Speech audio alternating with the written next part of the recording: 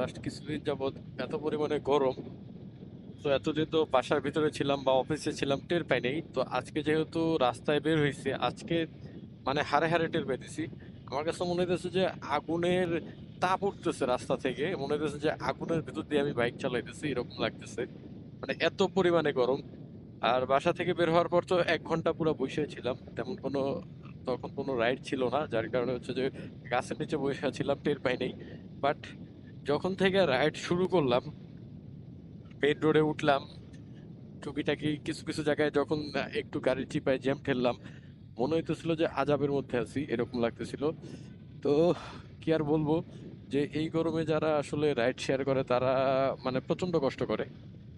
তাদের সাথে আর মানে কি বইলা বোঝানোর মতো ভাষা নেই যে কি পরিমাণ একটা কষ্ট এখন তাদের। আর যারা এই গরমের মধ্যে ভাই রাইড শেয়ার করতেছেন, তাদের জন্য ভাই একটাই উপদেশ, ভাই প্রচুর পরিমাণে পানি খান, স্যালাইন খান। না হলে যে কোনো টাইমে ডিহাইড্রেশনের কারণে আপনার যে কোনো একটা সমস্যা হয়ে যেতে পারে। সো ভাই, টাকা ইনকাম করবেন, টাকা নিজের পিছনেও কিছু খরচ করেন। প্রচুর পরিমাণে পানি, তারপরে হচ্ছে যে স্যালাইন বা ডাবের পানি এগুলা খাবেন এই গরমের মধ্যে যারা রাইড শেয়ার করবেন।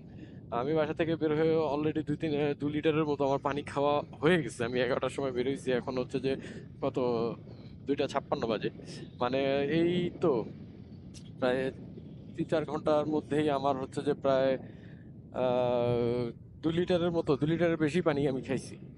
তো যাক, এই পানি না খাইলে কিছু, কি বলবো, যে শরীর যে পরিমাণে ঘামতেছে, এই ঘামের হচ্ছে যে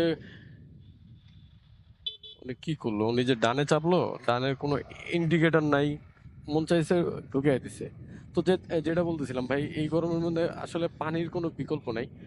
আপনি যে পরিমাণ ঘামতেছেন, শরীর থেকে যে পরিমাণ আপনার ঘাম বের হয়ে যেতেছে, সেটা পূরণ করার জন্য পানি আর প্রচুর পরিমাণে স্যালাইন খাওয়া অবশ্যই দরকার।